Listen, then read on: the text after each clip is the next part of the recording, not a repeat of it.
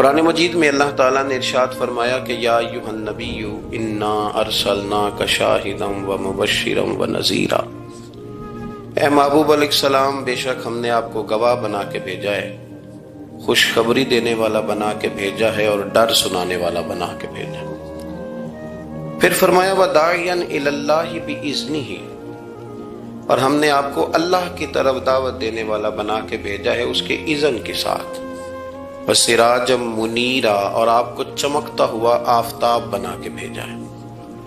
دنیا کے اندر انسان میں جو چیز اسے رغبت دیتی ہے، جو اس کو عمل پر ابھارتی ہے، وہ اس کا عقیدہ اور اس کی سوچ ہوتی ہے۔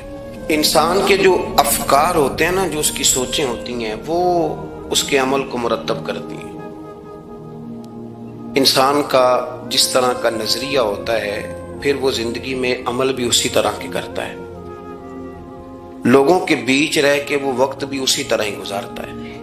قریش مکہ اور حضور سید عالم صلی اللہ تعالی علیہ وسلم سے جو پہلے کے لوگ تھے، ان کے افکار بہت ساری خرابیوں کا شکار ہو گئے تھے، فکری کمزوریاں پیدا ہو گئی تھی، مختلف قسم کی اوہام پرستی کا وہ شکار تھے، توہمات میں الجھ گئے تھے۔ حج کا موقع آیا ہے تو اب انہوں نے قبولیت کا یہ نظریہ گھڑ لیا ہے کہ ننگے ہو کے معاذ اللہ طواف کریں گے بیت اللہ کا۔ قربانی کا موقع آیا ہے تو جانوروں کا خون دیواروں کے ساتھ لگائیں گے خانہ کعبہ کی۔ اور قرآن حکیم ہمیں یہ بھی بتلاتا ہے کہ جب حج کر کے لوٹتے ہیں تو اب دروازوں سے نہیں گزرنا، اب ہم نے کوئی اور رستے پھلانگ کے گھروں میں آنا ہے، اس لیے کہ ہم نیک ہو کے آئیں۔ تو مختلف قسم کی توہمات انہوں نے گڑھ لی تھی، اللہ تبارک و تعالیٰ کی ذات کے بارے میں بھی، انبیاء کرام علیہ السلام کے بارے میں۔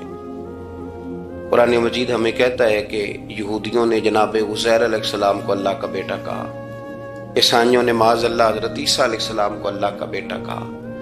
تو افکار کے اندر جب انسان کے بہت زیادہ خرابیاں آ جاتی ہیں، یعنی ایک آدمی کا ذہن بن گیا نا سارے لوگ چور ہی ہیں، تو پھر کسی سے دوستی کرنا، کسی کے ساتھ چلنا، وقت گزارنا اس کے لیے دشوار ہی نہیں محال بھی ہو جاتا ہے۔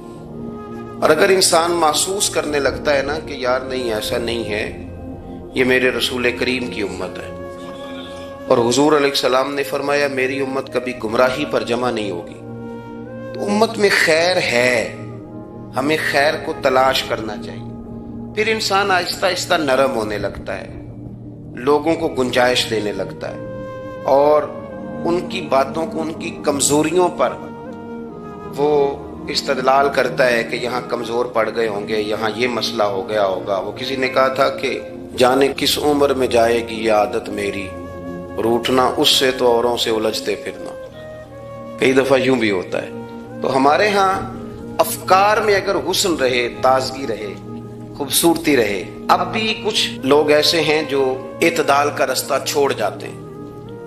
صوفیاء کی جماعت میں جب سے ملنگوں نے قدم رکھا ہے، اور بہت سارے ایسے لوگ جو کہتے ہیں کہ نہیں تمہیں نہیں پتا بات معرفت کی ہے، تو ان لوگوں نے بھی خرابی پیدا کر دی۔ پھر اس کا نقصان یہ ہوا کہ کچھ دانشوروں نے، شعراء نے، سیاستدانوں نے معاذ اللہ یہاں تک کہنا شروع کر دیا کہ جو جس کو بھی پکارتا ہے کسی نہ کسی روپ میں اللہ کو ہی پکارتا ہے۔ افکار میلے کر دیے، بھئی اگر جس کو بھی جو پکارا جا رہا تھا تو وہ معاذ اللہ اللہ کو ہی پکارا جا رہا تھا، جس کے سامنے جو جھکتا تھا تو کوئی نہ کوئی اس کے ہاں توحید پائی ہی جاتی تھی، تو پھر اللہ کے رسول بتوں کے خلاف کیوں جہاد کرتے رہے؟ پھر لا الہ الا اللہ کا کیا معنی ہوا؟ تو ایک تو وہ طبقہ آیا، پھر ایک الحاد اور بے دینی کا رویہ کچھ لوگوں نے یہ بھی اختیار کیا کہ معاذ اللہ انہوں نے مسبب الاسباب کی بجائے لوگوں کو اسباب پر زیادہ توکل کرنے کا معاذ اللہ درس دیا۔ دعاؤں سے کام نہیں چلتا، خالی نعروں سے بات نہیں بنتی۔ اس کو یہاں تک لے گئے کہ اگر آج انہیں حضور کا کوئی معجزہ بتایا جائے، کسی کرامت کی بات کی جائے، اللہ تبارک و تعالیٰ کی طرف سے عطا کردہ کسی انہونی ایسی بات میں جس میں خالصتاً قدرت الہی کا دخل ہو، تو ان لوگوں کے لیے ماننا مشکل ہو جاتا ہے، کیونکہ انہوں نے زور ہی اس بات پہ دے دیا ہے۔ تو ان سارے رویوں کے اندر ہمیں پھر پلٹ کر انہی تعلیمات کی طرف توجہ کرنی ہوگی جو مدینے والے محبوب نے ہمیں عطا فرمائی، جو حضور نے عقائد اور نظریات کا حسن ہمیں عطا فرمایا۔ یہ میرا دور گھبرائے ہوئے لوگوں کا دور ہے، परेशान लोगों का दौर है। डिप्रेशन के मरीजों की तादाद 65% तक पहुंच गई है। इस कदर ज्यादा लोग डरे हुए, पता नहीं क्या होगा। जो गरीब हो गया वो जानता है शायद कभी भी मेरा हाथ नहीं पड़ेगा। जो बीमार हो गया वो समझता है कि शायद कभी तंदुरुस्त नहीं होगा। तो कमजोरी आ गई और तेजी के साथ आई। टीवी पे बैठे लोगों ने भी कमजोर किया। फिर एक तावीज धागे वाले थे, उन्होंने भी कह दिया तेनू किसी ने कुछ कीता है। ਉਹ ਬਈ ਕਿਨੇ ਕੀਤਾ ਹੈ? ਕਹਿੰਦਾ ਇਹਦਾ ਮੈਨੂੰ ਹੁਕਮ ਹੀ ਨਹੀਂ, ਮੈਨੂੰ ਤੇ ਸ਼ਰਾਰਤ ਦਾ ਹੁਕਮ ਸੀ, ਉਹ ਮੈਂ ਕਰ ਛੜੀ। ਤੈਨੂੰ ਕਿਸੇ ਨੇ ਕੁਛ, अब तू सोचता रह, जितने तेरे दुश्मन है तो उनकी लिस्ट बना ले। तो शरारतें हुई, लोग कमजोर हुए, अफकार के अंदर कमजोरी आई। रसूल करीम सल्लल्लाहु अलैहि वसल्लम लोगों को ताकतवर करते, तवक्कुल का दरस देते, तौहीद बारी ताला के सुथरे जज्बे हुजूर अपने गुलामों को अता फरमाते। उनकी फिक्री हुजूर तरबियत फरमाते। फिक्री अल्लाह के रसूल सल्लल्लाहु अलैहि वसल्लम गारे सौर में मौजूद हैं, साथ सैयदना सिद्दीक़ अकबर रज़ी अल्लाह ताला। कुफ्फार जो गिरफ्तार करने वाले थे, पीछे लगे हुए थे, वो गारे सौर के दरवाजे तक आ गए। जिस तरह डॉक्टर बोल देता है, वो कह देता है कि अब जनाब मुश्किल है, अगले हफ्ते आप चले जाएंगे।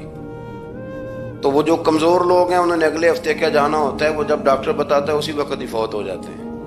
वो कहते हैं अगला हफ्ता तो लेट है, उसी वक्त ही समेट लेते हैं सामान्य सफर। और कुछ लोग ऐसे थे, डॉक्टर ने कहा कि जनाब आपकी रिपोर्ट्स बताती हैं कि आप बहुत जल्दी चले जाएंगे। तो उन्होंने कहा जनाब आप जो कह रहे हैं अपने इल्म के मुताबिक कह रहे हैं, पर होना तो वो है जो मेरा रब करीम चाहेगा। ये वो जज्बात हैं जो हमें रसूल करीम अलैहिस्सलाम ने अता फरमाए। देखो हजरत अबू बकर सिद्दीक रज़ी अल्लाह ताला अन्हु के साथ हुजूर गारे सौर में मौजूद है। कुफ्फार जो गिरफ्तार करने वाले हैं वो दरवाजे तक आ गए, बिल्कुल दरवाजे तक। और जनाब सिद्दीक अकबर रज़ी अल्लाह ताला अन्हु उनको देखकर थोड़ा सा घबराए, अपने लिए नहीं, ज़ाते मुस्तफ़ा के लिए घबराए, कहीं हुजूर को कोई तकलीफ ना पहुंच जाए। थोड़ा घबराए, यार रसूलल्लाह वो तो करीब आ गए, और अगर उन्होंने पैरों की जानिब झुक कर देखा तो हमें देख लेंगे। बिल्कुल सराहने पहुंच गए, ये आ गए, खड़े हो गए, और दरमियान में पर्दा क्या है? मकड़ी का जाला। और मकड़ी का जाला फूंक से भी उड़ जाता है, तो मकड़ी का जाला बीच में। हुजूर वो तो पहुंच गए, जरा झुक करके देखेंगे तो वो तो हमें पकड़ लेंगे। अब ये वक्त तरबियत है, और वो तरबियत जो महबूब ने अपने उस अजीम सहाबी की फरमाई, उस तरबियत को मेरे रब करीम ने कुरान मजीद में बयान फरमाया। हुजूर फरमाते हैं, रब फरमाता है कि फरमाया महबूब ने फरमाया ला तहज़न, अबू बकर घबराना। ये एक मौका होता है जब इंसान को घेर लेती हैं मुश्किलात चारों जानिब से, और जो भी आता है वो उसे मायूस ही करता है। लेकिन हालात के सहमे हुए लोगों को बता दो, हालात बदल जाते हैं, एक जैसे नहीं रहते। कहा ला तहज़न, अबू बकर घबराना। क्यों? हमारी फौजें आके इन्हें पकड़ लेंगी, या अंदर हमारे पास कोई ऐसा असलहा मौजूद है कि हम इन पर छोड़ देंगे तो ये मर जाएंगे। ला तहज़न, अबू बकर घबराइए मत। क्यों ना घबराइए? इसलिए कि इन्नल्लाह माअना, बेशक अल्लाह हमारे साथ है। जिनके साथ रब हो उन्हें घबराना नहीं चाहिए। उन्हें घबराना, ये जो मुसल्ले की कुव्वत होती है, ये दुआ की ताकत होती है, दुआ सलाहुल मोमिन, ये जो कुव्वत होती है इंसान के पास, ये जो उसके पास हथियार होता है कि आज रात मना लूंगा, मेरा रब करम फरमा देगा, ये जो उसके पास कुव्वत होती है, ये उसे कमजोर नहीं पड़ने देती, उसे ताकतवर रखती। तो हुजूर ने अफकार के अंदर ये हुस्न पैदा किया, लोगों को बतलाया कि बजाय इसके कि तुम कोई चोर रास्ता तलाश करो, कोई सियासत करने की कोशिश करो, तुम कोई ऐसी राह इख्तियार करो जो तुम्हें महसूस हो कि दुरुस्त नहीं है, उस रास्ते न चलो, बल्कि तुम अपने रब को मनाने वाले रास्ते पे चलो। और तिरमिजी शरीफ में हदीस है, हजरत अनस बिन मालिक रज़ी अल्लाह ताला अन्हु फरमाने लगे कि करीम महबूब अलैहिस्सलाम फरमाते हैं कि अपने दुखड़े दुनियादारों को ना बताना, सेठों, नवाबों, चौधरियों, चापलूसी करने की जरूरत कोई नहीं। अपने दुखड़े दुनियादारों को ना बताना, वरना अल्लाह तुम्हें कभी गनी नहीं फरमाएगा। फरमाया अपने दुख अपने रब करीम की बारगाह में अर्ज करना, جلدی یا دیر سے اللہ تمہیں لوگوں سے بے نیاز کر دے گا۔ تربیت فرمائی۔ ہم لوگوں نے تیزی سے اپنے آپ کو کمزور کیا ہے۔ توجہ کا مرکز دنیا دار۔ وہ اکبر الہآبادی نے کہا تھا کہ مصیبت میں بھی اب یاد خدا ہم کو نہیں آتی، دعا منہ سے نہ نکلی جیبوں سے عرضیاں نکلی۔ اب بھی نہ لوگ درخواستیں جمع کراتے ہیں، دعائیں نہیں کرتے۔ تو بھائی ایک تو یہ کہ توحید باری تعالیٰ کے بارے میں اصل نظریات، افکار کا حسن، پاکیزگی اور آپ کا اپنے رب کی جانب پورا توجہ کرنا۔ ہمارے ہاں اب تو خیر کرامتیں فیس بک پہ آتی ہیں اور لوگ اس کا سوال بھی بڑا تگڑا کر کے کرتے ہیں، اور جو بچے چھوٹے موٹے ہماری طرح طالب علم ہوتے ہیں، کچھ کتابیں پڑھنے والے دین کے، وہ کئی دفعہ الجھ جاتے ہیں کہ اب اس کو ٹیلی کیسے کریں، ساتھ کیسے جوڑیں۔ ایسی کرامتیں اور کرامت بیان کرنا بھی لوگوں نے ذمہ داری سمجھ لیا ہے، حالانکہ جڑے محرم راز حقیقت دے وہ تے راز حقیقت کھول دے ہی نہیں۔ اے جنہ ویکھیا نہیں او کرن گلاں، جنہ ویکھ لیا او تے بول دے ہی نہیں، تو بات ہی نہیں کرتے۔ تو کرامت نا جوڑ جاڑ کے نا کہیں فٹ کی جاتی ہے۔ آپ کو بخاری مسلم میں حدیث ملے گی، کوئی بھی ایسی اوہام پرستی، کوئی بھی ایسا نظریہ، کوئی بھی ایسی بات جو ذہن کو منتشر کرے، یعنی ابھی تک لوگ کہہ دیتے ہمارے کہ وہ کالی بلی رستہ کاٹ گئی تھی، تو معاملہ بڑا، میں ملتان شریف پہنچا تو مجھے وہاں ایک میرے سنگی کہنے لگے، بڑا پرانا ان سے ربط ہے، کہنے لگے کہ میں نے آج نہ تجربہ کیا ہے، ویسے واقعی کالی بلی رستہ کاٹی ہے تو مشکل ہو گئی ہے۔ میں نے انہیں کہا کہ آپ کا تجربہ سجدہ صاحب کا محتاج ہے، آپ کو دوبارہ سے تجربہ کرنا چاہیے۔ خدا کے بندے، کالی بلی رستہ کاٹ جائے تو مشکل ہوتی ہے، تو میرا تو سارے رستے، کئی کالی گاڑیاں رستہ کاٹ گئی، اب کیا کیا جائے؟ ایک کمزوری ہے، افکار میں کمزوری نہیں پیدا کریں، کچا پن نہ پیدا کریں، آپ مضبوطی لائیں۔ بخاری مسلم میں آپ کو حدیث ملے گی، سرور کائنات علیہ السلام کے صاحبزادے جناب ابراہیم علیہ السلام وصال فرما گئے، اور کیفیت یہ تھی کہ انہوں نے حضور کی مقدس گود میں آخری سانس لیا، داڑھی مبارک محبوب کی آنسوؤں سے بھر گئی۔ حضرت انس کہتے ہیں عرض کی یا رسول اللہ آپ بھی آنسو بہاتے ہیں؟ فرمایا میرا بیٹا گیا ہے تو آنسو نکل آئے ہیں، ورنہ میری زبان پہ وہی جاری ہے جس سے میرا رب راضی ہوتا ہے۔ اسی دن نا، جس دن سرکار کے صاحبزادے کا وصال ہوا، اسی دن سورج کو گرہن ہو گیا۔ کچھ لوگوں نے بات جوڑ دی، کہنے لگے کہ آج چونکہ حضور سید عالم علیہ السلام کے صاحبزادے کا وصال ہو گیا ہے تو آج دیکھو سورج کو بھی گرہن ہو گیا ہے۔ بات جوڑ دی، غم کی کیفیت تھی، سرکار کی مقدس داڑھی آنسوؤں سے بھری ہوئی تھی، حالات کا تقاضا اور اس کی سمت کچھ اور تھی۔ حضور نے جمعے کا انتظار نہیں فرمایا، فرمایا بلاؤ لوگوں کو مسجد میں۔ لوگ جمع ہو گئے اور صحابہ فرماتے ہیں ہمارے خیال میں یہ تھا کہ یہ موقع نہیں تھا، آج نہ جہاد کے لیے حکم آنا ہے، کس مقصد کے لیے حضور نے طلب فرمایا، لیکن جب ہم گئے اتنا ضروری کام ہے نظریات کا صاف ہونا۔ اللہ کے محبوب نے لوگوں کو اسی دن بلا کے فرمایا لوگوں سنو، سورج اور چاند کو جب گرہن لگے تو استغفار پڑھا کرو، تسبیحات کیا کرو، نوافل ادا کیا کرو، اللہ کے حضور حاضر ہوا کرو۔ فرمایا یہ سورج اور چاند کو جب گرہن لگے تو یہ اللہ کی نشانیوں میں سے نشانی ہوتا ہے، کسی بندے کے دنیا سے جانے کا اس کے ساتھ کوئی تعلق نہیں۔ تم نے اپنے ذہن کو ٹھیک رکھنا ہے، افکار کو ٹھیک رکھنا، کسی بھی قسم کی تم نے اوہام پرستی کا شکار نہیں، مضبوط رہیں، مضبوط رہیں۔ اٹھ باندھ کمر کیوں ڈرتا ہے، پھر دیکھ خدا کیا کرتا ہے۔ آپ مضبوط رہیں، جب مضبوط رہیں گے تو انشاءاللہ توانائی اللہ کی طرف سے عطا کر دی جائے۔ دوسری بات، نبی پاک صلی اللہ تعالی علیہ وسلم نے نا تمام انبیاء کرام علیہم السلام کے بارے میں لوگوں کے ذہنوں کی اصلاح کی۔ آپ کبھی قرآن حکیم کا مطالعہ فرمائیں، احادیث مبارکہ کو پڑھیں تو میرے محبوب کریم کی شان یہ ہے کہ حضور نا انبیاء کی شانیں بیان کرتے ہیں۔ حضرت موسیٰ کلیم اللہ ہیں، کس نے ہمیں بتایا؟ قرآن و حدیث نے بتایا۔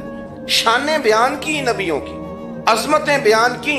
حضرت ابراہیم خلیل اللہ ہیں، یہ ہمیں قرآن نے بتایا، حضور نے بتایا، لیکن ساتھ ہمیں یہ بھی بتایا کہ ہیں یہ اللہ کے بندے، ہیں یہ اللہ کے رسول۔ نبی پاک صلی اللہ تعالی علیہ وسلم نے افکار اور نظریات انبیاء کے بارے میں لوگوں کے درست فرمائے۔ مجموع الزوائد میں حضرت مولا علی شیر خدا رضی اللہ تعالیٰ عنہ کی حدیث مروی ہے، ایک بدو آ گیا حضور کی بارگاہ میں کچھ مانگنے کے لیے۔ مولا کائنات رضی اللہ تعالیٰ عنہ فرماتے ہیں سرکار جب کسی بات کا جواب نہ دینا چاہتے تھے تو خاموش ہو جاتے تھے، کچھ دیر خاموش رہتے تھے، اور حضور کا خاموش رہنا بھی ہمارے محدثین نے محفوظ کیا ہے۔ اقسام حدیث میں سے ایک حدیث ہے جسے حدیث تقریری کہا جاتا ہے، وہ حدیث ہے جس میں حضور خاموش رہے، کوئی کام کیا گیا تو سرکار خاموش رہے۔ حضرت مولا علی کہتے ہیں حضور نہ خاموش ہو گئے، لیکن چونکہ دیہاتی تھا، سادہ تھا، اس نے جب بار بار گفتگو چھیڑنا چاہی تو پھر حضور نے فرمایا چل پھر مانگ لے کیا مانگتا ہے، مانگ لے پھر کیا مانگتا ہے، کر سوال۔ دیہاتی تھا، سادہ آدمی تھا۔ مولا کائنات فرماتے ہیں ہمیں یوں لگا کہ اب نہ یہ آخرت اپنی سوار جائے گا، جنت کا سوال کرے گا، لیکن بڑا ہی سادہ تھا۔ مانگنے پہ بھی آیا تو کیا مانگا؟ کہنے لگا یا رسول اللہ صلی اللہ علیہ وسلم میں نے سفر کرنا ہے، مجھے ایک اونٹنی عطا کر دیتے۔ حضرت سلطان باہو سے کسی نے کہا کہ بڑے لوگ مرید ہوتے ہیں، تو فرمانے لگے رابطہ طالب کوئی نہیں ملے، جو ملے طالب زرد آؤ۔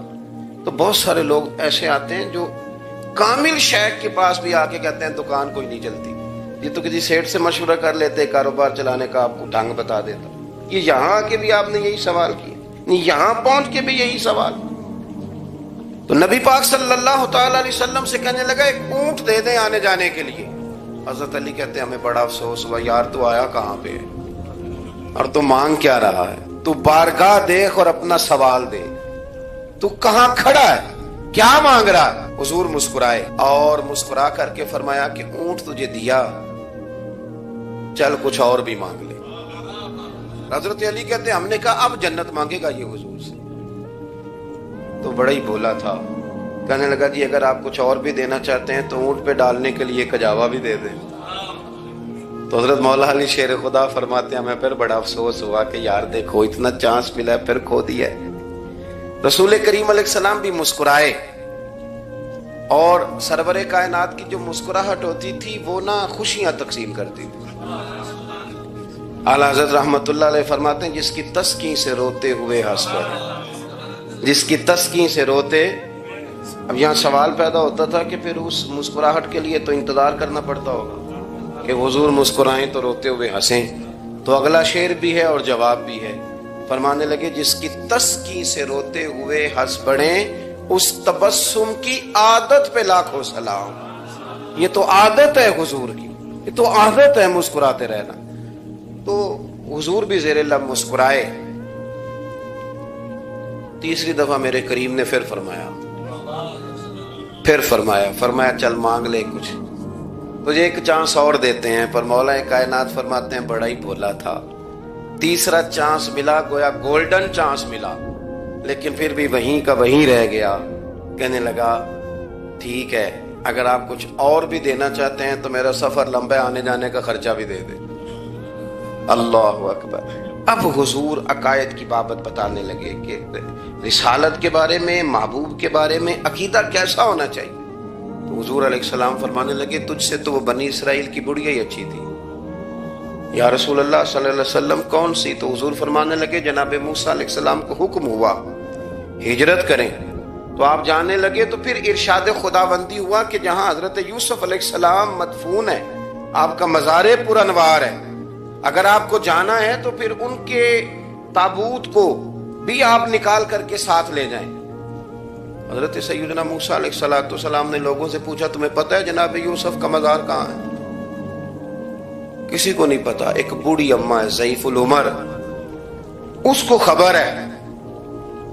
حضرت موسیٰ علیہ السلام نے اس سے کہا اماں تو بتائے گی کہ حضرت یوسف کا مزار کہاں ہے؟ تو کہنے لگی بتاؤں گی پر مفت نہیں بتاؤں گی۔ یہ حضور بیان کر رہے ہیں، بتاؤں گی پر فری میں نہیں بتاؤں گی، میں نا مفت تھوڑی بتاؤں گی۔ فرمایا چل تو اپنی قیمت بتا بتانے کی۔ تو کہنے لگی میں اس شرط پہ جناب یوسف کے مزار کا پتہ بتاؤں گی کہ آپ مجھے جنت میں وہ والا گھر دیں گے جس کے پڑوسی جناب موسیٰ علیہ السلام ہوں، آپ کے پڑوس میں گھر چاہیے۔ تجھ سے تجھی کو مانگ کے میں نے مانگ لی ساری کائنات. وہ والا مکان چاہیے جس کے پڑوسی آپ ہوں. تو حضرت موسیٰ کلیم فرمانے لگے اماں چل جنت مانگ, تو نبیوں کے قریب مکان مانگ رہی ہے, وہ تو بڑا اونچا درجہ ہوگا, تو بڑی دور پہنچ گئی, اتنی بڑی سوسائٹی میں پلاٹ مانگ لیے, وہاں پہنچ گئی. تو بوڑھی کہنے لگی ٹھیک ہے پھر اگر یہ معاملہ ہے تو پھر ختم ہو گئی بات, اگر آپ نہیں بتاتے تو جائے میں بھی نہیں پتا بتاتی. جب وہ اڑ گئی, ٹھہر گئی, اور اڑی بھی کس طرح, یہ بھی میرے اللہ کی توفیق. میری طلب بھی تو تیرے کرم کا صدقہ ہے, میری طلب بھی تو تیرے کرم کا صدقہ ہے, یہ پاؤں اٹھتے نہیں بلکہ یہ اٹھائے جاتے ہیں. تو وہ کہنے لگی میں نہیں پھر بتاتی, آپ کسی اور سے پوچھ لیں. جناب موسیٰ خاموش ہوئے تو ارشاد خدا بندی ہوا, کلیم اپنے پڑوس میں مکان دینے کا وعدہ آپ کر لیں اور مکان انہیں میں عطا کر دوں گا. تو حضور سید عالم صلی اللہ تعالی علیہ وسلم نے اس بدو کی موجودگی میں تربیت فرمائی صحابہ کی, یہ چیزیں بھی حضور نے عطا فرمائی. لیکن جب تمہیں کہا جائے مانگو تو پھر یہ کریم رسول کا دروازہ ہے, مانگیں گے مانگے جائیں گے اور منہ مانگی پائیں گے. سرکار میں نہ لا ہے نہ حاجت اگر کی. تو افکار کا حسن, نظریات کی پاکیزگی. ہمارے ہاں نا آج کل جو ہمیں لیکچر دیے جاتے ہیں نا, بالخصوص جو طلباء سائنس پڑھتے ہیں, تو وہ جب سوالات اٹھاتے ہیں تو اس میں کچھ ایسی چیزیں بھی آتی ہیں. یہ ابھی کورونا کے حالات جب پچھلے دنوں چل رہے تھے تو اس وقت 2-3 قسم کے لوگ ہوئے. ایک تو وہ ہوتے ہیں جو بالکل نہیں ڈرتے, کہتے ہیں بس چھوڑو جو ہوگا دیکھا جائے گا. اور ایک وہ ہوتے ہیں جو اتنا ڈرتے ہیں کہ بیچارے اپنے سائے سے بھی ڈرنے لگ جاتے ہیں. تو یہ دونوں باتیں جو ہیں یہ درست نہیں ہیں. درست کیا ہے کہ آپ احتیاط بھی کریں گے پر بھروسہ اپنے رب کریم کی ذات پر کریں گے, بھروسہ اللہ. تو لوگوں کو ڈرایا جاتا ہے اور جو خوف پھیلایا جاتا ہے ہمارے ہاں وہ بڑا عجیب قسم کا انداز ہے. قبر کو کھڑکی کوئی نہیں ہوتی, دروازہ کوئی نہیں ہوتا, آکسیجن کیسے جائے گی. یا آپ کبھی ٹویٹر پر مختلف بڑے لوگوں کے پیغامات دیکھیں تو موت کے بارے میں جب وہ چیزیں شیئر کرتے ہیں تو عجیب سا رنگ اس کا محسوس ہوتا ہے کہ اللہ جانے یہ بیچارہ کہاں کھڑا ہو گیا. اور خوف, اور لوگ اس کا ذہن بنا کے ڈرتے ہیں. ڈرنا چاہیے, ضرور ڈرنا چاہیے, لیکن ایک بات یاد رکھیں, حضرت مولا علی فرمایا کرتے تھے کہ ڈرنا تو اپنے اعمال سے چاہیے اور ان کو درست کرنا چاہیے. ڈرنا تو اس چیز سے چاہیے کہ کیا ہم نے وہ رستہ اختیار کیا ہے جو قبر کو بالکل تنگ کر دے گا, جو جہنم کے گڑھوں میں سے گڑھا بنا دے گا. اگر وہ رستہ ہے اور اس پر آپ چلے ہوئے ہیں, آپ سخت ہو گئے ہیں, آپ نے سوچنا چھوڑ دیا ہے, آپ نے حقوق العباد کے معاملے کو ترک کر دیا ہے, آپ اپنی طبیعت کے لحاظ سے لوگوں کو ستانا مشغلہ بنا بیٹھے, آپ حلال حرام کی تمیز چھوڑ گئے, نگاہوں کی صفائی سے لے کر رزق حلال کو پیٹ میں لے جانے تک اگر غیر محتاط ہو گئے تو پھر تو خوف کھائیں. لیکن یہاں ان نظریات کی بابت جو حضور نے ہماری تربیت فرمائی, تو حضور نے ہمیں یہ نہیں فرمایا کہ میرا مومن ہو تو تم اسے کھڈے میں چھوڑ آؤ گے, ہو زندگی تقوی اور محتاط رہ کر گزارنے والا اور تم اسے کھڈے میں چھوڑ آؤ, یہ نہیں ہے. بلکہ فرمایا جو میرے مومن کی قبر ہوتی ہے روضۃ من ریاض الجنہ, وہ تم اسے نا کھڈے میں نہیں چھوڑ کے آئے, باغ میں چھوڑ کے آئے ہو. آپ باغ کا تصور کریں پھر قبر کو سوچیں, نہیں باغ میں چھوڑ کے, اور باغ بھی معمولی نہیں, جنت کے باغوں میں سے باغ, جنت کی کیاریوں میں سے, روضۃ من ریاض الجنہ. اب ذرا اس اینگل سے آپ اپنی قبر کو سوچیں, اس رویے کے ساتھ. اگر قبر آپ کی جنت کا باغ ہے تو باغ میں جاتے بندہ ڈرتا تو نہیں, اور باغ اتنا حسین ہے کہ جس میں پہلی آنکھ کھلے گی تو پہلی نظر اٹھے گی تو مدینے والے محبوب کا چہرہ نور نظر آئے گا. اتنا شاندار باغ ہے, آپ اس کی رعنائی, اس کا حسن اور اس کی خوشبو کو ملاحظہ فرمائیں. تو حضور نے نا ہماری تربیت فرمائی. میں اکثر کہا کرتا ہوں احباب سے کہ انسان 10-15 سال کے بعد پردیس سے واپس لوٹے اور ماں اگر موجود ہو نا گھر میں, اتنا تگڑا استقبال کرتی ہے کہ مزہ آ جاتا ہے. اس کا بس نہیں چلتا, مکان بھی نہیں بنا دے, فلانی چیز بھی نہیں لے آؤ, میرا پتر آ رہا ہے, فلانی بھی. تو سالوں بعد بندہ گھر لوٹے تو ماں اتنا استقبال نہیں کرتی جتنا قبر میں اللہ کی رحمت بندے کا استقبال کرتے. اس لیے جب یہ سوچ بن گئی تھی نا صحابہ کی حصول جنت کی, تو پھر ان کو لگاؤ ہو گیا تھا، پھر دنیا کی زندگی، جاہ و جلال، مال و دولت اتنا زیادہ وقت نہیں رکھتا تھا ان کی نظر میں۔ پھر وہ سمجھ گئے تھے اس بات کو کہ کن فی دنیا کاننا کا غریب و عابر سبیل، سمجھ گئے تھے کہ یہ مسافر ہے ہم یہاں، اور وہ پھر اتنا زیادہ اپنے ذہن پہ چیزوں کو سوار نہیں کرتے تھے، محسوس کرتے تھے کہ اتنی زندگی ان کی ہے، اتنی زندگی ان کی گزر گئی ہے، محسوس کرتے تھے، اور اس پر پھر وہ جو فوکس کرتے تھے وہ آخرت کے لیے کرتے تھے۔ ایک خاتون حضور کی بارگاہ میں حاضر ہوئی، یہ بھی سیاستہ میں آپ کو روایت ملے گی، بہت ساری کتابوں میں ہے لیکن اس کی اصل آپ کو بخاری شریف میں ملے گی۔ حضرت ابو ہریرہ رضی اللہ تعالیٰ عنہ فرماتے ہیں کہ خاتون آئی تو اس نے آ کر نا بڑے درد کے ساتھ حضور کی بارگاہ میں استغاثہ پیش کیا، عرض کرنے لگی یا رسول اللہ صلی اللہ علیہ وسلم، میں نا مرگی کی مریض ہوں اور بڑی تکلیف میں ہوں۔ یہ جو مرگی کا مرض ہوتا ہے یہ اعصابی بھی ہے، جسمانی بھی ہے، ذہن کو کنٹرول کرتا ہے، اور انسان جسمانی طور پر بھی بالکل اس وقت جب دورہ ہوتا ہے مفلوج ہو جاتا ہے، ذہنی طور پر خوشی غمی آنا جانا دشوار ہو جاتا ہے انسان کے لیے۔ تو وہ خاتون عرض کرتی ہے یا رسول اللہ صلی اللہ علیہ وسلم، مجھے مرگی ہے، کریم آپ دعا فرمائیں رب مجھے شفا عطا کر دے۔ حضور دعا فرما دیا کرتے، اللہ تعالیٰ نے میرے محبوب کے وجود کو شفا بنایا تھا، لعاب دہن مولا علی کی آنکھوں پہ لگائیں تو رب کریم فوراً شفا عطا فرمائے۔ لیکن حضور نا تربیت جب کرتے نا، تربیت لوگوں کے بیچ، تو پھر نظریات کو، عقائد کو، افکار کو حضور غسل دیتے، وضو کراتے۔ یہاں بھی سرکار نے صحابہ کے بیچ اس خاتون سے گفتگو فرمائی، اور حضور فرمانے لگے اگر تو کہے تو میں دعا کرتا ہوں رب تجھے شفا دے دے گا۔ حضور فرمانے لگے اگر تو کہے میں دعا کرتا ہوں اللہ شفا دے گا، اور فرمایا اگر تو کرے صبر تو میرا وعدہ ہے رب بغیر حساب کتاب جنت عطا کرے گا۔ عرب کی سوسائٹی کے اندر لوگ سخت مزاج تھے، وہاں کے جو بدو تھے ان کی ترش روئی کا ہر آدمی شکوہ کرتا تھا، ان کا لہجہ پتھروں سے زیادہ سخت تھا، پر نبی کریم صلی اللہ تعالی علیہ وسلم نے اس حلم کا مظاہرہ فرمایا، حضور نے اس بردباری کا مظاہرہ فرمایا۔ پتہ ہے آپ کو دنیا میں بڑے بڑے سیانے لوگ بھی اس لیے ناکام ہو جاتے ہیں کہ ان میں بردباری نہیں، ٹھہراؤ نہیں، بے چینی ہے، بے قراری ہے، جلد بازی ہے، بات بات میں بے چینی کا اظہار کرتے ہیں۔ آپ یہ صحیح بخاری کی حدیث دیکھیے، حضرت انس بن مالک رضی اللہ تعالیٰ عنہ بیان کرتے ہیں میں نبی پاک علیہ السلام کے ساتھ تھا تو حضور نے سرخ دھاری دار چادر اوڑھ رکھی تھی، نجرانی چادر، تو ایک بدو آیا، اس نے آ کے نا محبوب کی اس چادر مبارک کو کھینچا۔ آپ فرماتے ہیں میں نے خود دیکھا حضور کی مقدس گردن پر اس کا نشان پڑ گیا چادر کا، اور جب حضور نے اس کی طرف توجہ کی تو پتہ کیا کہتا ہے؟ کہتا ہے وہ جو اللہ نے مال آپ کو دیا اس میں سے مجھے بھی کچھ عطا کرے۔ یعنی سوالی بن کے آیا ہے، مانگنے آیا، اور حال یہ ہے کہ مقدس چادر کو پکڑ کے کھینچ رہا ہے، اور اس سختی سے کھینچ رہا ہے کہ گردن پر نشان پڑ گئے۔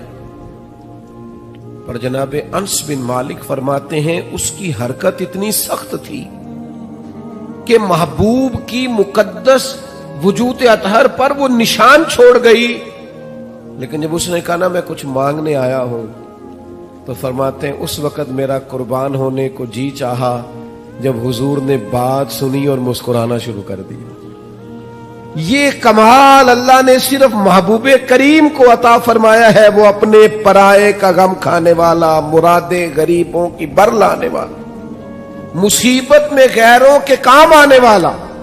یعنی وہ اس سختی سے مکالمہ کر رہا ہے کہ مقدس چادر پکڑ کے کھینچ رہا ہے۔ ہمارا دروازہ کو زور سے بجا دے نا فقیر کبھی، تو ہم کہتے ہیں بھائی تو خیرات لینے آیا ہے کہ قرضہ لینے آیا ہے، توڑے گا تو دروازہ؟ لیکن کیفیت یہ ہے کہ اس نے گردن مبارک پر نشان چھوڑ دیا، پر حضور مسکرائے۔ میرے دوستو، طبیعتوں میں کچھ ٹھہراؤ لانے کی ضرورت ہے، حضور سے بردباری کا فیضان مانگنے کی ضرورت۔ ہماری بے چینیاں، ہماری بے قراریاں، ہماری طبیعتوں کا الجھاؤ، اور ہمارا چھوٹی چھوٹی باتوں پہ لڑ پڑنا، چھوٹی چھوٹی باتوں پہ الجھ جانا، آپ یقین کریں یہ محافل اور مجالس میں بعض انتظامی معاملات کی بھی دوست پابندی نہیں کرنے دیتے۔ किसी को कहा जाए कि आप जरा रुक जाएं, आप थोड़ा ठहर के आए, आप इस दरवाजे की बजाय इस दरवाजे को इख्तियार कर लें। लेकिन हमारी तबीयत इस तरह की होती है कि हमें मन चाहा सारा माहौल चाहिए। हम किसी उसूल के, किसी ज़ाब्ते के, किसी कायदे के पाबंद नहीं रहना चाहते। क्यों? कि बुर्दबारी नहीं है। नौजवानों, इल्म भी उसी बंदे का काम आएगा जिसमें बुर्दबारी होगी। बुजुर्ग भी वही कहलाएगा जिसमें बुर्दबारी होगी। समझदार भी उसे कहा जाएगा जिसमें हिल्म होगा, कुव्वत बर्दाश्त होगी, जिसका सीना कुशादा होगा। यानी 14 तबक दिले दे अंदर ते असी तंबू वांगू ताने हूं, दिल दरिया समुद्रों डूंगे कौन दिलां दियां जाने हूं।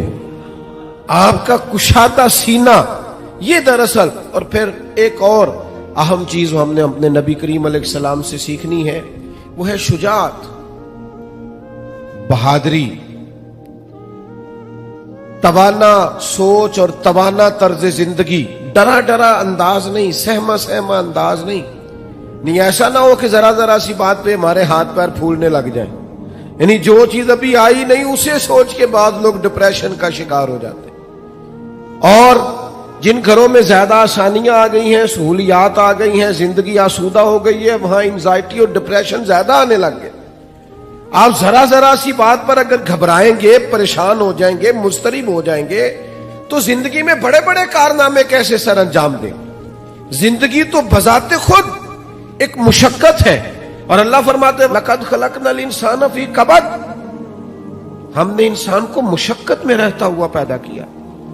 इसको मुशक्कत करनी है, जद्दोजहद करनी है। और समझदार आदमी और मालदार आदमी, लेकिन जरा जरा सी बात पर उसके हाथ पैर फूलने लग जाते हैं। ये भी जरा हदीस देखिए और नबी पाक अलैहिस्सलाम के इखलाक आलिया से फैजान हासिल कीजिए। मिशकात में, बुखारी में, मुस्लिम में हजरत अनस बिन मालिक रदी अल्लाह तआला अन्हु की हदीस मौजूद है।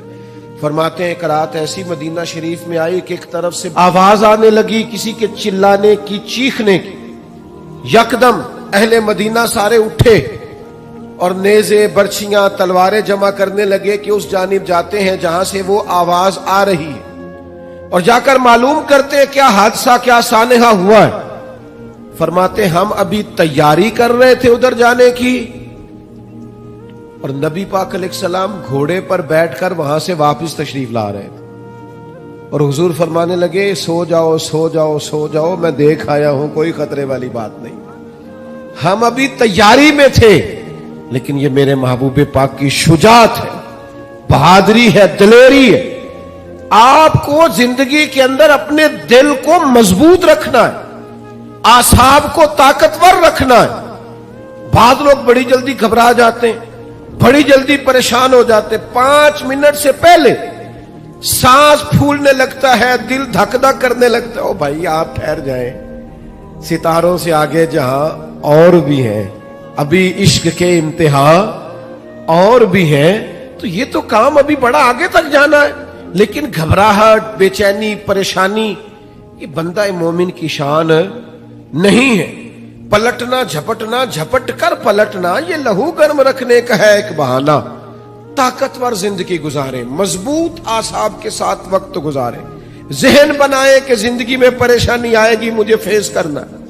आपका जहन होना चाहिए। मुझे बताइए जो जवान है उसे बूढ़ा भी तो होना है ना। बीमार है तो एक वक्त खुदा न खास्ता वो भी तो आएगा ना कि बीमारी भी आ जाती है, कवा कमजोर होने लगते हैं। लेकिन अगर आपका हमेशा इसी तरह परेशान रहने का ख्याल है तो फिर बात आगे कैसे बढ़ेगी। तो हुजूर से फैज मांगे, बहादुरी का फैज। नबी पाक अलैहिस्सलाम सहाबा फरमाते जब जंग होती थी ना तो हम दुश्मन के सबसे ज्यादा करीब नबी पाक को पाया करते। हुजूर करीब। एक जंग में हमारा इरादा हुआ कि हम थोड़ा सा पीछे हट के नए सिरे से हमला करें, लेकिन हजरत अबू सुफियान रदी अल्लाह तआला अन्हु फरमाते महबूब घोड़े को एड़ी लगाते और जंग के अंदर जाते और आगे ही बढ़ते चले जाते और आगे ही नबी पाक अलैहिस्सलाम पेशकदमी फरमाते।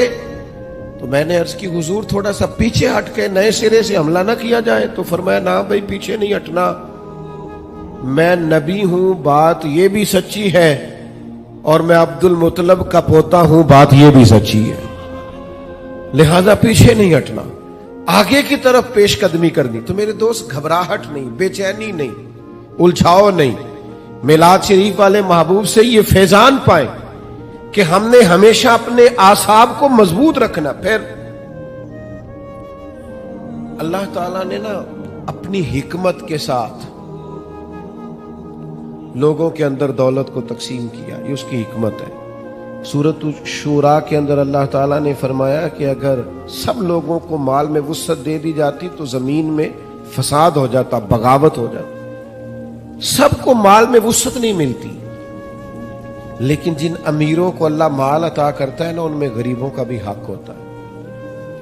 قرآن مجید کہتا ہے سائل کا اور محروم کا حق ہے۔ یہ جو میں کہہ رہا ہوں اس پر غور کریں، حق ہے، نہیں آپ پر، امیر آدمی پر غریب کا۔ آپ کا خیال ہے وہ مانگنے آیا ہے، اور اللہ کا قرآن کہتا ہے حق لینے آیا ہے، اس کا حق ہے۔ جب انسان کے مزاج میں مالی طور پر گھٹن آتی ہے نا، وہ کنجوس ہو جاتا ہے، بخیل ہو جاتا ہے۔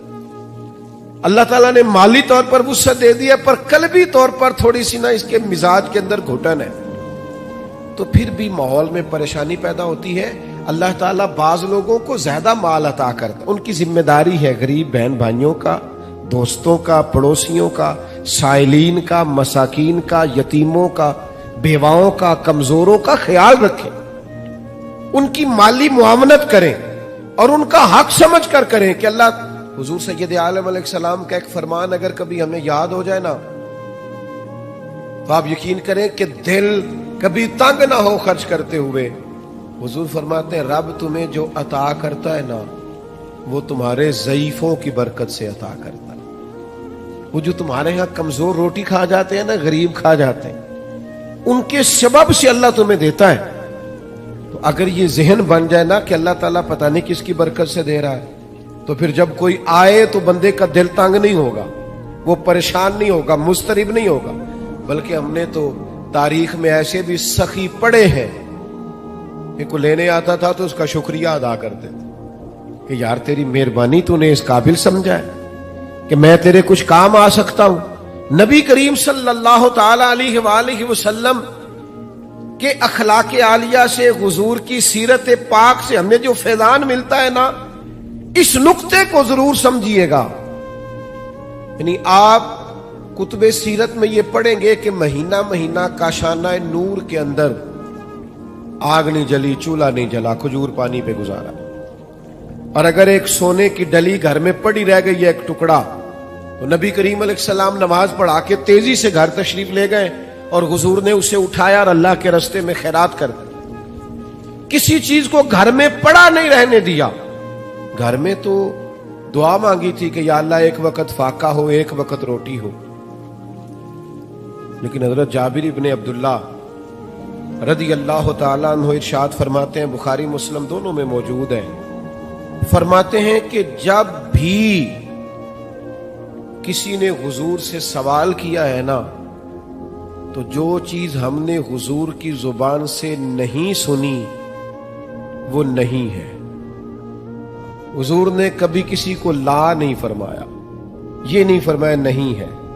اللہ کرے میں آپ کو سمجھا سکوں، یعنی گھر میں مہینہ مہینہ چولہا نہیں جل رہا، فاقوں کی دعائیں ہو رہی ہیں، لیکن جب کوئی لینے آیا ہے تو حضور نے کبھی نہیں کا لفظ اپنی زبان سے ادا۔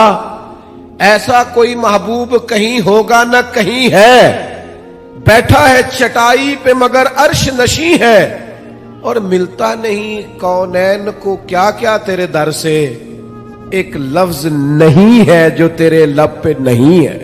اور آپ دیکھیے فاضل بریلوی کیا کہتے ہیں، فاضل بریلوی کہتے ہیں واہ کیا جود و کرم ہے شہ بتہا تیرا، واہ کیا جود و کرم ہے شہ بتہا تیرا، نہیں سنتا ہی نہیں، نہیں سنتا ہی نہیں مانگنے والا تیرا۔ اور اعلیٰ حضرت فاضل بریلوی رحمت اللہ علیہ فرماتے ہیں دھارے چلتے ہیں عطا کے وہ ہے قطرہ تیرا، اور تارے کھلتے ہیں سخا کے، وہ ہے ذرہ تیرا۔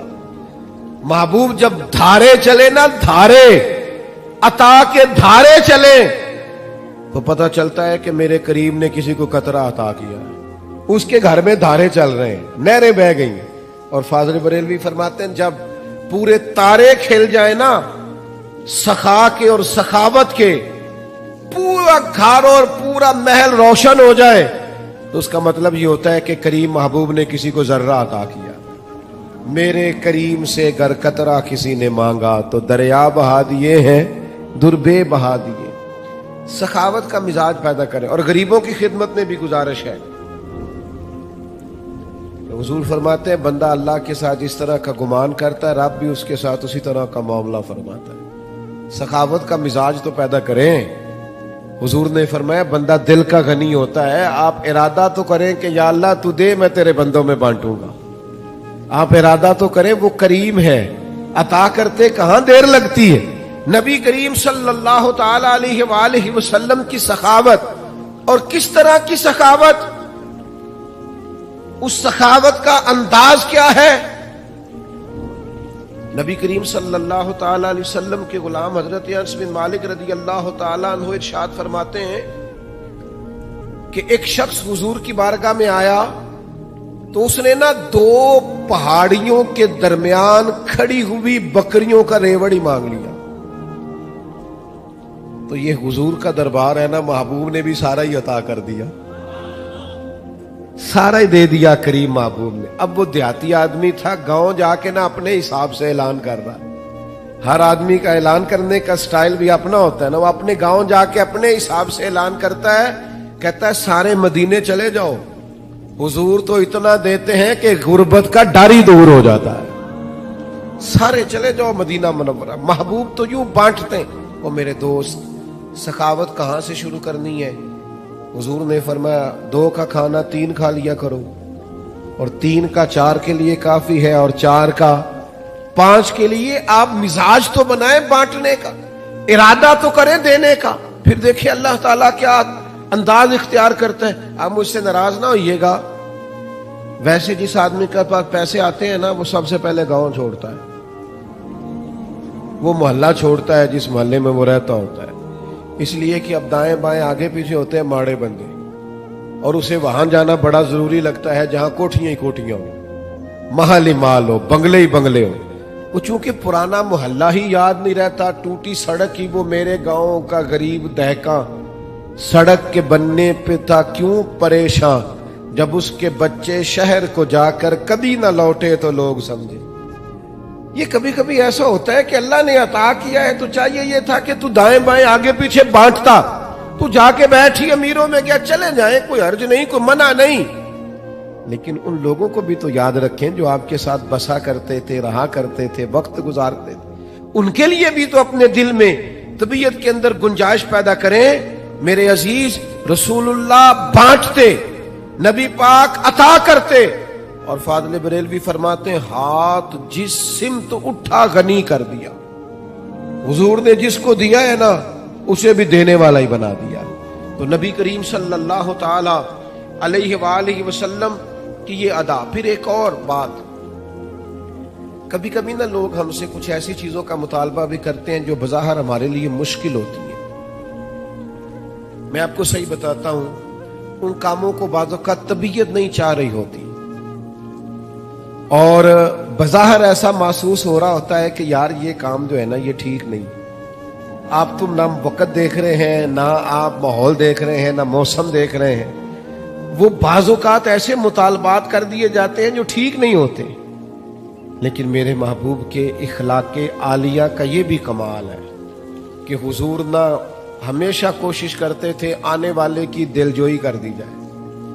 چلے اگر اس نے بے موسمی بات کر دی ہے تو یہاں سے ہی رنگ تھوڑا بدل لیا جائے۔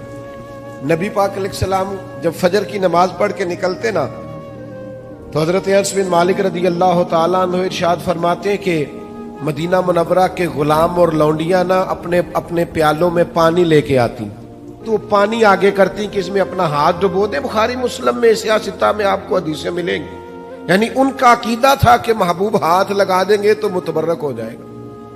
اور حضور بھی امت کو یہ درس دے رہے ہیں اس عمل سے کہ واقعہ اس میں تبرک ہوتا ہے. نبی پاک کے دستے مبارک سے لگی ہوئی شے متبرک ہوتی. نبی کریم صلی اللہ تعالی علیہ وسلم اپنا ہاتھ مبارک رکھ دیتے, ان کے لیے تبرک ہو جاتا, وہ گھروں کو لے جاتے. اب کبھی کبھی کیا ہوتا, جاڑے کی ٹھنڈی صبح, یعنی سردیوں کی ٹھنڈی صبح, ان کو عادت پڑی ہوئی ہے صبح پانی لے کے آنے کی, ٹھٹرتا ہوا پانی, فجر کا وقت, سردی کا ٹائم, لیکن وہ غلام لا کے پیالے جیسے ہی آگے کرتے, حضرت انس بن مالک فرماتے ہیں میں سیدہ آمنہ کے لال پہ قربان جاؤں, کبھی ہاتھ پیچھے نہیں کیا, فوراً ہاتھ ڈبو دیتے. محبوب دل جوئی کرتے, کرم نوازی کرتے, عطائیں کرتے. محبوب کریم صلی اللہ تعالی علیہ وسلم نے کبھی ہاتھ پیچھے نہیں کیا. انہوں نے موسم نہیں دیکھا, وہ سردی میں لے آئے, پر یہ کریم ہے نا, اور دروازہ کریم سے کبھی کوئی خالی گیا ہی نہیں. ہاتھ جس سمت اٹھا غنی کر دیا. موج بحر سخاوت پہ لاکھوں سلام, محبوب پاک علیہ السلام عطا کر دیتے. او یارو, ہو سکتا ہے کبھی کوئی بے موسم حکم اماں دے ہی دیتی ہو, کبھی کوئی ایسی بات ابا جی کر دیتے ہو جو آپ کی طبیعت کے مطابق سوٹ نہ کرتی ہو سکتا ہے کبھی گھر والے کوئی ایسی بات کریں جو برداشت کے قابل وقتی طور پر نہ ہو, لیکن یہ دیکھو نا میرے نبی کا اخلاق, یہ دیکھو نا حضور کا انداز.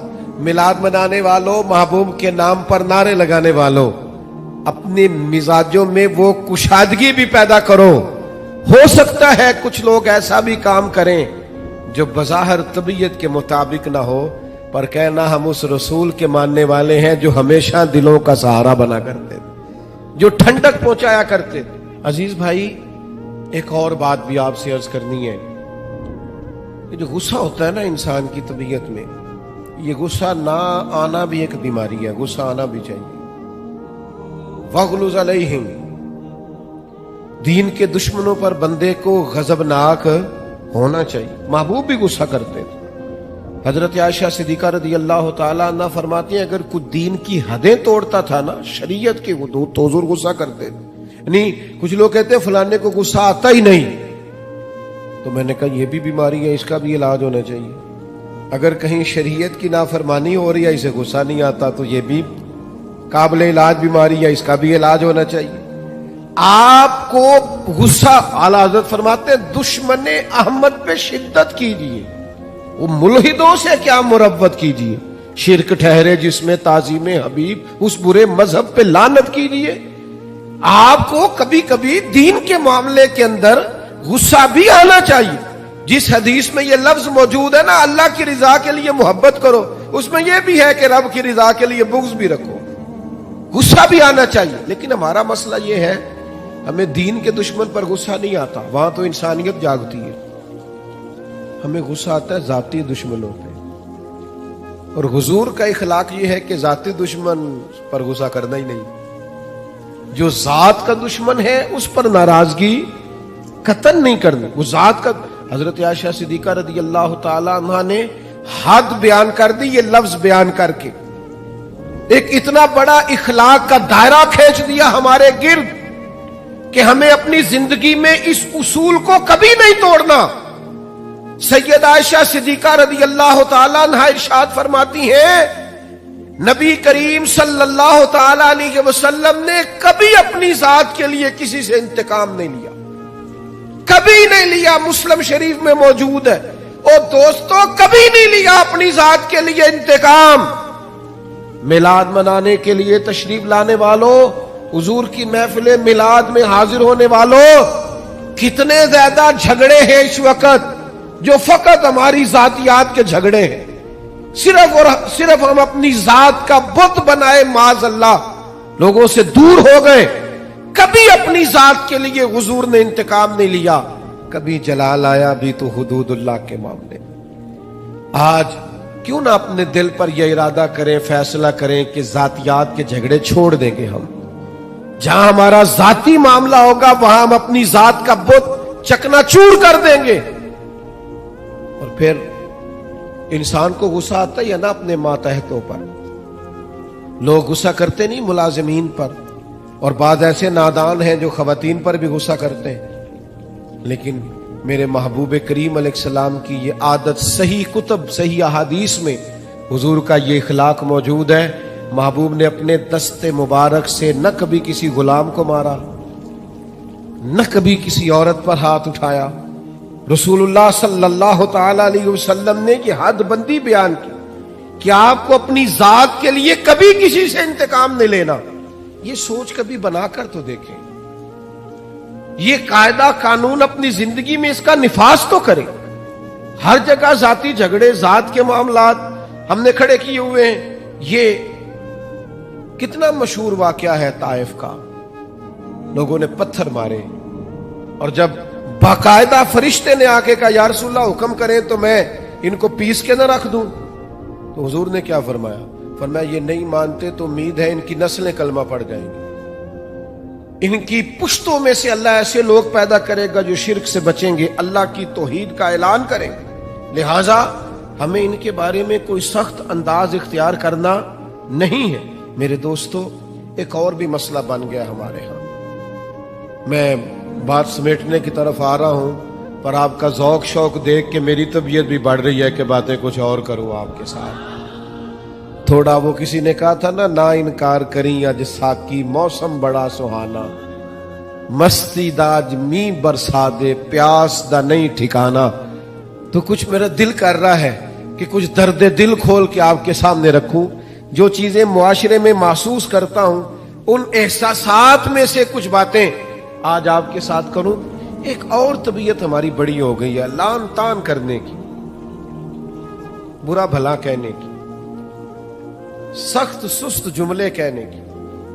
अब यकीन करें मजहबी स्टेज से आजकल मजहबी स्टेज से लफ्ज बयान किए जा रहे होते हैं माज़ अल्लाह, और इस तरह की गुफ्तगू की जा रही होती है बाजारी जुबान में कि जो इस स्टेज को ज़ेब नहीं देती। इतने एजाज वाली जगह पर बैठकर आप इतनी कमजोर बात कर रहे हैं, कच्ची बात कर रहे हैं, और ऐसा जुमला बोल रहे हैं जो जुमला ही बाजारी है।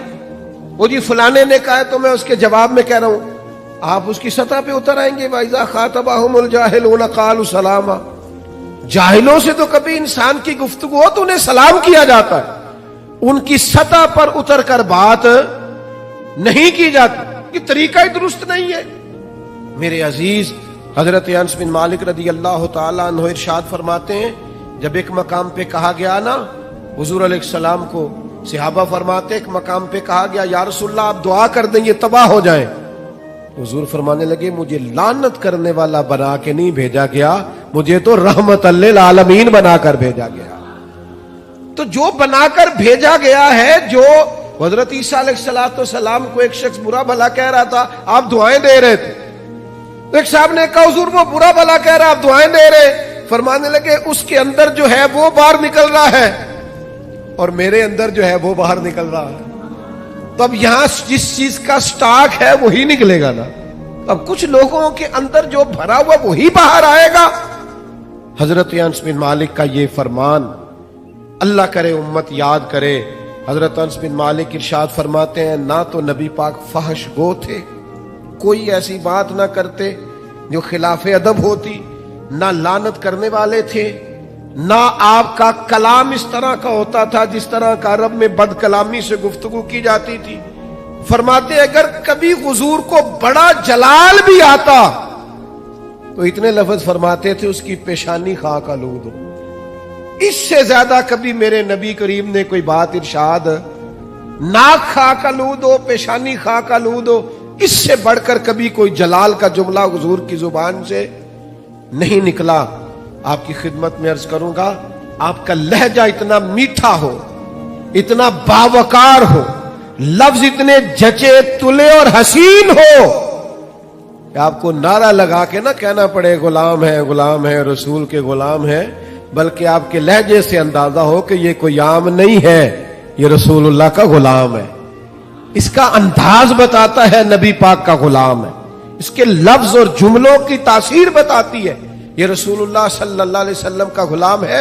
यानी आप कहते फिरें कि मैं बुलबुल खुश लहजाए गुलजारे नबी हूं, मीठी मेरी बातें हैं, मैं नमक खारे नबी हूं। हुजूर का नमक खाता हूं इसलिए लहजे में मिठास आ गई। तो नबी करीम सल्लल्लाहु ताला अलैहि वसल्लम को अल्लाह तबारक व तआला ने इखलाक आलिया की बुलंदियों के साथ दुनिया में मबूस फरमाया।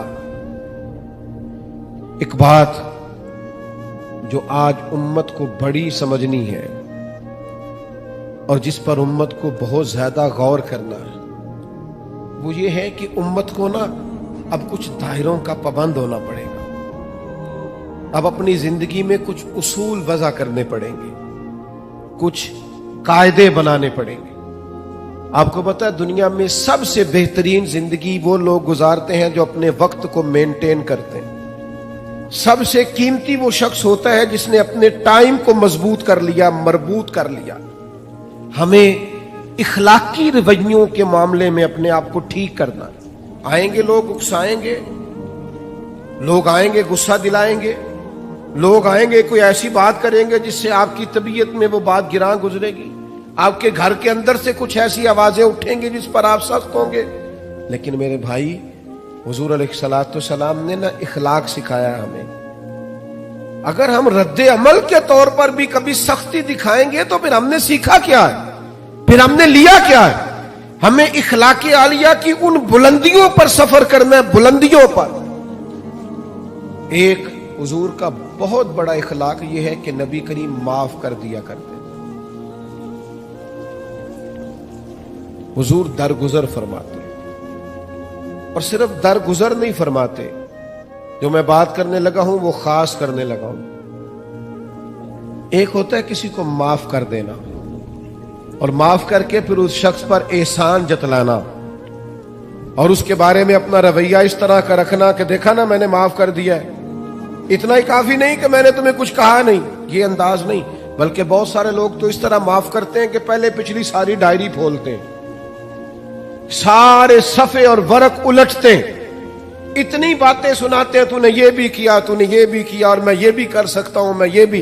वो आखिर में माफ करते हैं तो वो माफ नहीं किया होता उन्होंने अपनी बातों से पूरी सजा दी होती, वो सब कुछ कर चुके होते हैं। अब वो माफी इस तरह की होती है कि वो माफी लग नहीं रही होती, वो लगता है कि यार वो जो तेरे जुमले थे वो तो तलवार और नेज़े बन के सीने में पूरी तरह पेवस्त हो गए, अब तू क्या माफ कर रहा।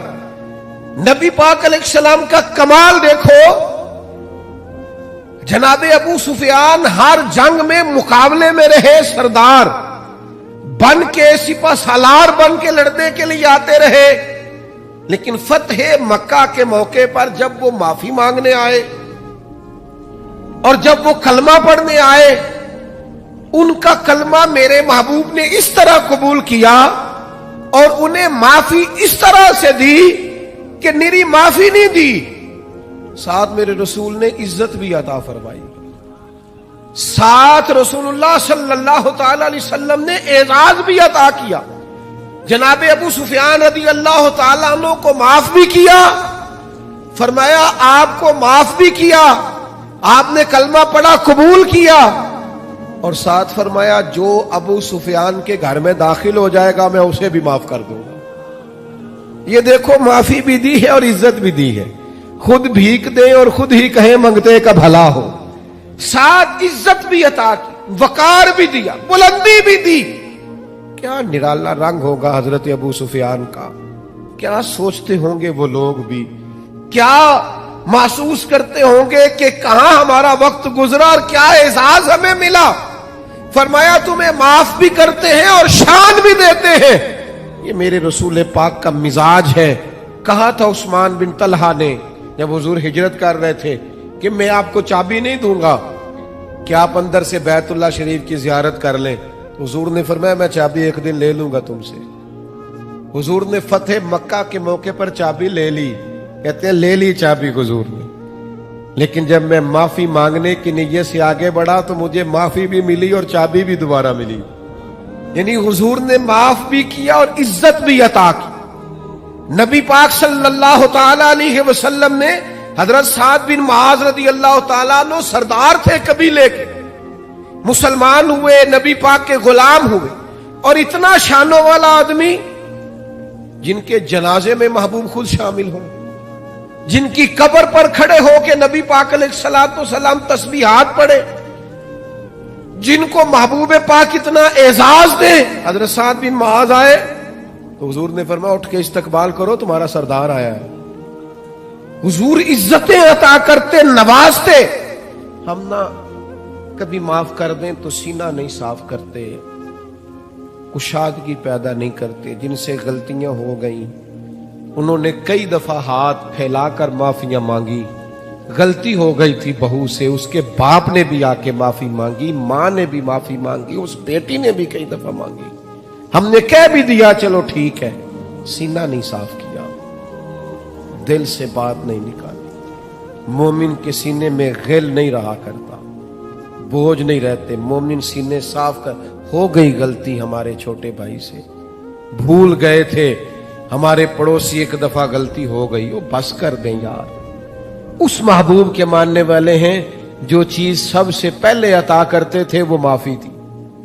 हुजूर फौरन माफ कर देते, नबी पाक का तरीका ही माफ कर देना था।